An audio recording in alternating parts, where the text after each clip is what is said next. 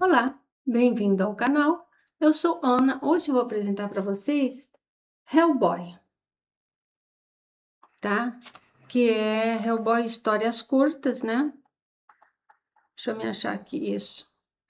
Do Mike Mignola e outros da editora Mitos. Isso aqui é um compilado de histórias, tá? Eu achei interessante que, assim, é a minha primeira leitura de Hellboy, tá? Eu assisto os animes, já decorei, assisto o filme, mas eu nunca tinha lido Hellboy, né, em quadrinhos. Então, é a minha primeira experiência. Ele fala aqui, ó, estas 15 histórias curtas escritas por Mike Mignola criam uma perfeita introdução para o personagem e para o mundo do Hellboy. Ou seja, para mim, né, eu que nunca li, começar por essas histórias já é um bom caminho. Então, são 15 histórias do Mike Mignola e outras histórias curtas, né, e que eu achei uma graça, tá? Eu vou mostrar algumas imagens, né, embora os fissurados aí por Hellboy já conhecem, mas de repente, deixa eu só aqui ampliar, de repente tem gente que nunca leu, né? Não conhece, então eu vou mostrar mais ou menos as imagens, como que é. Não é nada espetacular, mas eu gostei, são imagens bem bacanas, elas contam, né? Enriquecem em muitas histórias, faz uma diferença. Pelo menos no meu ponto de vista, né? É uma delícia. Você lê e vê essas imagens, né? Muito boas. Ó. Os afissurados aí por Hellboy, né? Já devem... E conhecer principalmente esse quadrinho, né?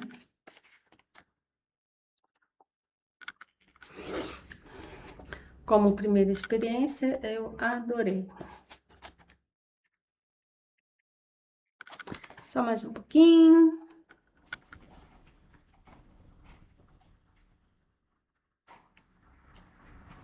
Aqui. Ok? Bom, deixa eu voltar aqui. É o seguinte. O que eu vou dizer sobre Hellboy é sobre o meu conhecimento dessas histórias. Eu não sei se os comentários que eu vou fazer possam ser inadequados para outras histórias do Hellboy. Então, assim, esses dizeres são exclusivamente sobre essas histórias, ok? Bom, a simbologia do inferno, né? Porque de uma forma geral diz, né? Pelo menos na origem dele, que ele foi resgatado do inferno e colocam o inferno como um local do mal absoluto, né? Na simbologia, né, em termos simbólicos do inferno, existem muitas configurações do inferno. Eu peguei uma que eu acho mais interessante e que ela se adequa ao meu entendimento do Hellboy nessas histórias. Essa simbologia que eu escolhi, que é do Jean Chevalier, que é aquele catatal que eu já mostrei para vocês muitas vezes, tá? Tem lá a simbologia grega. Tem outras coisas, eu peguei só um trechinho, tá? Que diz assim, simbologia grega, né? O inferno subterrâneo é o local das ricas jazidas, o lugar das metamorfoses, das passagens da morte à vida, da germinação. Então, aqui eu estou colocando o significado que a psicologia entende do submundo, aí em termos psicológicos, tá, pessoal? O subterrâneo e o submundo, nós, metaforicamente, para nós é o inconsciente, ou seja, aquela parte de nosso psiquismo, onde eu já cansei de falar para vocês, que tem as nossas mazelas, que tem, entre aspas, a nossa sombra, no sentido de que nós não as enxergamos, elas estão com a gente, elas vivenciam com a gente, mas a gente muitas vezes não tem consciência delas. É só quando a gente faz um trabalho profundo, psicológico, e que a gente pode resgatar essas porções nossas que existe aí e que está a essência humana e a nossa essência enquanto pessoa, tá? Então, esse submundo, por isso que a gente fala que também ele é um lugar de renascimento, porque quando você entra em contato quando você se permite entrar em contato com as suas mazelas, é uma oportunidade de você se tornar uma pessoa melhor do que você é. É de você renascer para muitos aspectos e sair um pouco das fantasias e das ilusões que nós acreditamos que somos. Então, é essa configuração que eu estou dando ao inferno de Hellboy. É diferente da configuração do quadrinho. O quadrinho vê como um mundo do mal absoluto. Eu estou vendo como um mundo que tem o mal, sim, mas não tem o mal, só o mal. Ele tem a luz também, ele tem o bem, porque no inconsciente estão guardadas. É um marco, né, de experiências, de emoções, de sentimentos, de pensamentos, das experiências vividas e experienciadas desde a formação do planeta e do aparecimento do homem e de tudo que existe na Terra. Então, não existe só questões negativas, existe positivas. Então, ele é um arcabouço onde a gente costuma falar, né, que ele tem 1000 possibilidades, tanto o bem como para o mal. E aí você configura o Hellboy nesse inferno, nesse arcabouço de possibilidades do bem e do mal, que é o nosso inconsciente. O Hellboy, nisso tudo, né? Qual que é a configuração do Hellboy? Fazemos ideia, né? Mas que, né? Se você for ver, né, as atitudes dele, se você for entender, se você quiser ter noção dele, de quem ele é nessa questão, é vendo as atitudes dele, que muitas vezes é mais humana do que os próprios humanos ao redor dele. Então, como isso, né? Como que ele é um ser que veio do submundo, que veio de um lugar totalmente sombrio, pode ter atitudes de justiça, porque ele, como nós, né, entre aspas, metaforicamente, ele tem todas as atitudes correspondentes ao nosso sistema nervoso central, ou seja, ele é instintivo, violento quando precisa, né? Mas ele é amoroso, ele cuida e ele protege os seus. Ele tem senso de justiça, ele pensa, ele reflete, entende? Então, assim, a configuração mental psíquica dele não faço a mínima, mas existe uma similaridade com o humano. E nós conseguimos, né, não é tirado da cartola, mas é você observando as atitudes dele diante dessas histórias. E dos ânimos também, que eu já assisti muitos, né? Ele é um ser assim, entre aspas, com a configuração psíquica humana. Agora, ele veio de um mundo totalmente, no quadrinho, ele veio num mundo totalmente sombrio, né? Onde colocam que existe só o mal ali. Dentro do quadrinho, e mesmo nessa configuração, se você for colocar ele só nessa configuração, como que ele pode ser bom? Como que ele pode fazer escolhas de justiça? Então, aí um dos paralelos que a gente pode ver é como ele foi resgatado pelo professor. E aí está uma grande diferença, né? No resgate pelo professor, porque o professor, pelo menos eu vi, a minha concepção é que tem uma consciência diferenciada para atitudes humanas, muito mais do que instintivo. Então, o doutor, o professor, ele é muito mais humano. A essência dele, ele tem uma consciência muito mais desenvolvida que a grande maioria dos humanos.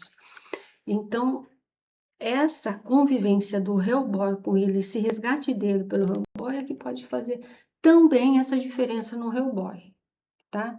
Ou seja, o professor ser uma luz a qual o Hellboy se espelha, se conecta, onde o lado sombrio nas suas aventuras ajudam a torná-las mais iluminadas. E aí eu posso intuir e conjecturar, tá? que quando o Hellboy, toda vez que o Hellboy se defronta com o mal e vence, é um acréscimo que ele faz ao psiquismo dele para o lado do bem. Porque com certeza ele tem os dois lados, o potencial para o bem e para o mal. Mas muitas vezes ele escolhe o bem, a justiça. Ele é amoroso. Cuidados principalmente em relação ao professor e aos seus que o rodeiam, né? Então dá para você ver que quanto mais ele enfrenta os demônios, entre aspas, você faz uma metáfora de ser os seus próprios demônios. Ele enfrenta, ele olha, ele não abaixa a cabeça, você entendeu? A destruição é uma iluminação psiquicamente para ele. Então, assim, ele vai somando no psiquismo dele o bem. E o mal vai ficando não morto, jamais, mas adormecido, mais fraco, menos potente. Tá?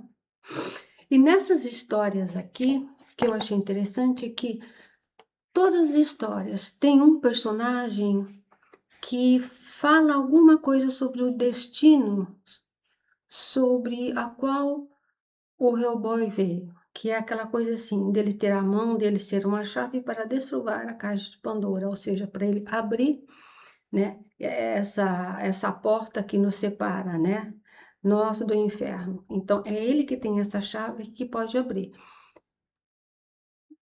Então, entre aspas, o quadrinho sempre coloca que ele, em potencial, ele é um ser muito perigoso para a humanidade. Tanto que nas primeiras páginas desse encadernado aqui, um cientista amigo do professor, eles estão falando do Hellboy e ele está alertando o professor e dizendo que o professor se nega a olhar para o lado do mal. Ele se nega a realmente ver quem é o Hellboy, o potencial perigoso que o Hellboy representa para a humanidade. E aí ele fala, então você lê, que na página 15, ó, ele fala assim, você lê o livro Visões e Revelações, para você ter uma noção de quem é o Hellboy. E aí está escrito assim, é que eles colocam só um trechinho, né? Eu vi uma cidade silenciosa, como uma tumba, árida, como ossos secos, e o anjo disse, esta é a desolação. E eu desci até ela. E a única coisa viva lá era a criatura. Em grande parte, ela tinha forma e feições de um homem, e não era terrível de se olhar. Mas então eu vi que sua mão direita portava a chave para o poço do futuro. Então, essa mão, muitos falam, né? Que a mão do Hellboy é a chave para destravar essa barreira que tem, né? Entre nós e o submundo. Praticamente todas as histórias colocam esse como um destino do Hellboy, tá? E uma da que eu mais gostei, da página 265 da história, fala assim, ó. Deixa eu achar aqui, 265. Não quis marcar. 265, aqui, ó. Ele tá no embate. Aí alguém fala assim, que foi mesmo que o pobre Tom disse? Que o diabo não pisa numa igreja? Talvez não um diabinho qualquer, mas um especial. Diga, um destinado a coisas especialmente grandes, capazes de abalar o mundo, né? Então, mais uma vez, ele é colocado aí, né? O senso de perigo, que ele pode representar o potencial que ele tem, né? Bom, eu acho assim, né? Eu não vou contar as histórias, é óbvio, né? Porque é uma delícia ler, quem quiser, e gostar do estilo, né?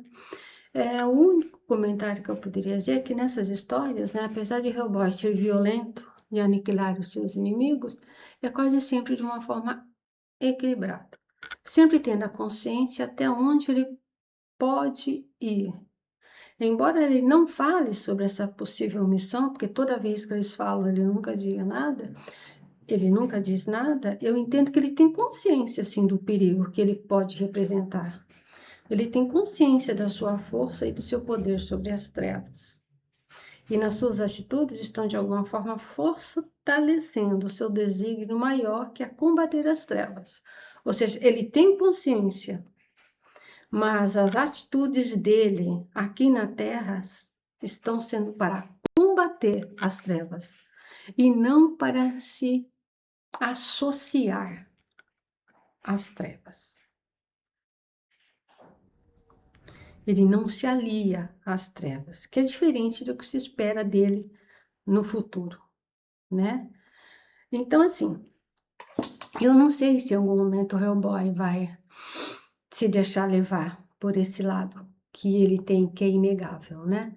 Mas nessas histórias aqui dos animes que eu já assisti, ele é violento, ele é explosivo, ele, né, ele faz, mas depois ele se arrepende, depois ele volta atrás, quer dizer, ele é muito mais pro lado positivo do que o lado negativo, mas não se nega o potencial do mal que ele tem dentro dele. Se um dia ele vai deixar isso aflorar, não sei. Me digam aí vocês. E eu pretendo ler o volume 2, aí quando eu ler eu volto e de repente com algum outro tipo de comentário. Por enquanto, do que eu pude ler, do que eu li, eu gostei, eu achei que é um personagem fascinante. É um representante aí da luta do